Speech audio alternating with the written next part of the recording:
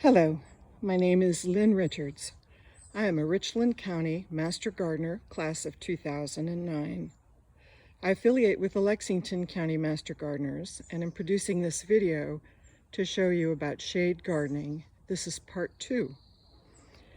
What you're looking at here is a guacamole hosta. It is just stunning, all by itself in a container. Some people like to divide hostas. I prefer to let them get really mature and full like this. This will have a white bloom in late summer. Next, I'm going to show you one of my favorite container plants. I'm going to show it to you from a distance. It has those little tiny chartreuse tipped leaves. That is called a Chinese privet. The science name is Ligustrum cinese. And I have it paired here with a Sum and Substance hosta. And I'm just going to step over here and put my hand against this leaf so that you can see how large this hosta can get. And this one is not full size. A hosta this big with these bright chartreuse leaves makes a stunning statement in your shade garden.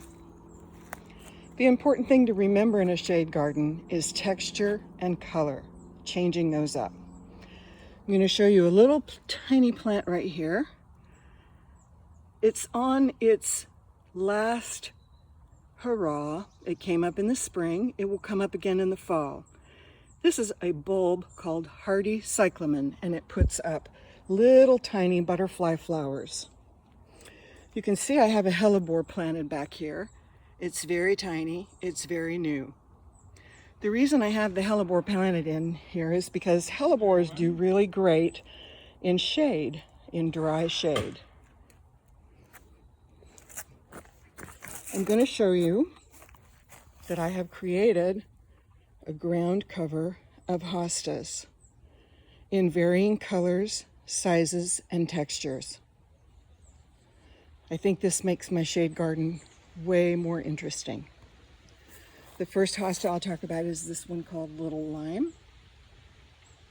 That one divides prolifically and easily.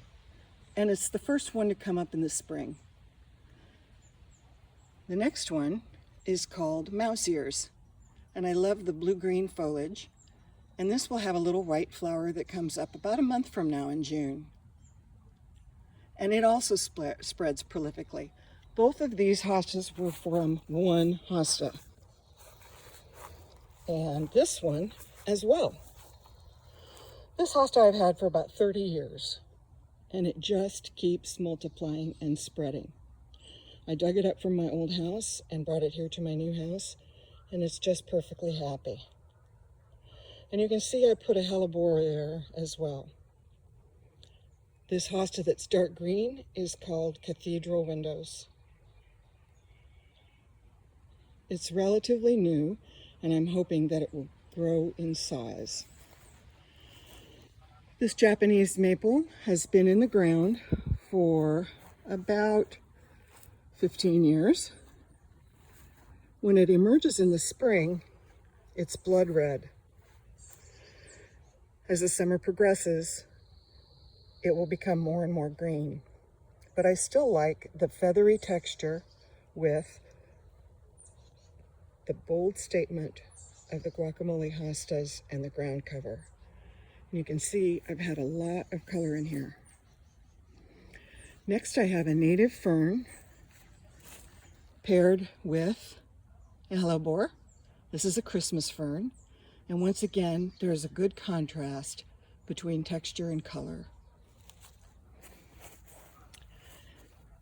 No shade garden is complete without cast iron plant. And this cast iron plant has been paired with more Chinese privet.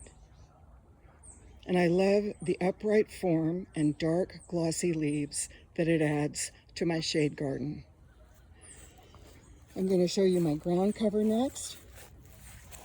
This is dwarf mondo grass. And I started this with just 1 or 2 little sprigs of mondo grass everywhere. And it has multiplied. The goal will be that it becomes so thick it will choke out all the weeds and remain green all year round.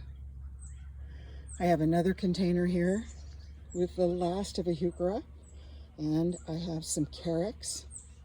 This is the Evergold variety. Next I have another container paired hellebores and carex. So two different colors of carex. And it looks like this when you back away. Tucked in here, I have a rabbit fern, and I love that glossy leaf, and it's dark green and leathery feeling, and it's just a really nice addition to any shade garden. Now heucheras, the common name for heuchera is coral bells. I have a lot of those in containers. This variety is obsidian, and it's in the ground and doing well in this dry shade. This is peaches and cream heuchera, also in the ground. And here it is in a container. This container has a holly fern, and it has a hosta back here that has beautiful red stems. And I just like this color texture combination here. This hosta I got for $1.50 at Walmart. I have no idea what the variety is. The point is, you don't have to spend a lot of money to get a spectacular plant. Also in containers, I have a fern paired with more carex. This container is only about a month old. Now, one thing I like to do, I do like a lot of color in my garden, so I've tucked in some annuals here. This is the double impatiens, and I chose the double impatiens, you can see the flower right here, because they are resistant to the mold and mildew that normal impatiens is susceptible to. I have another guacamole hosta here,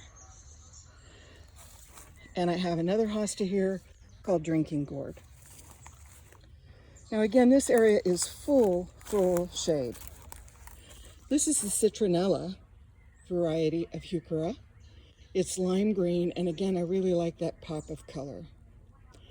Now, I have this between an oak tree, a sweet gum tree, and another oak tree. There is no way that I could have these planted in the ground and have them thrive.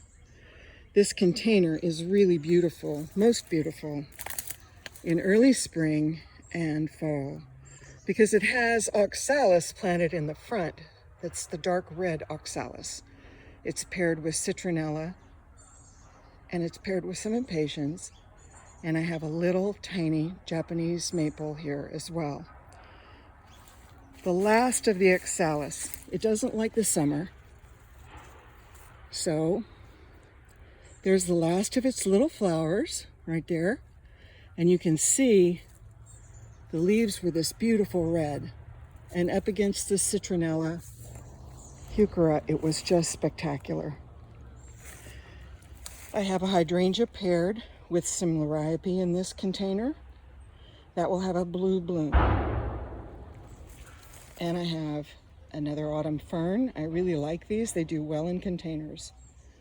Now the reason I have containers is because, first of all, there's something wrong with my soil. I've replanted the area several times and it has failed. So I went to containers. But it's just a lot easier to pay the price for a container than it is to try to put your plants underneath these dry, moisture-soaking trees and have them fail. The last hosta I'm going to show you is this one, and that is called Miss June. And Miss June got watered today, so she is a little bit rumpled, but you can see she has beautiful leaves, small leaves, they're cup-shaped, and it's paired with lamium, and that is another shade-loving plant, and it will have a lavender bloom. So I'm going to back up and give you an idea of what my shade garden looks like from a distance so that you can see there is a variety, a wide variety of color and texture that is possible within a shade garden.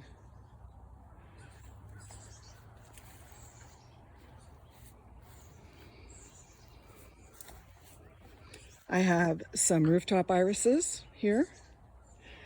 Now, where this agave starts is where the sun starts. So I have some sedum here, which tolerates the dryness underneath the trees.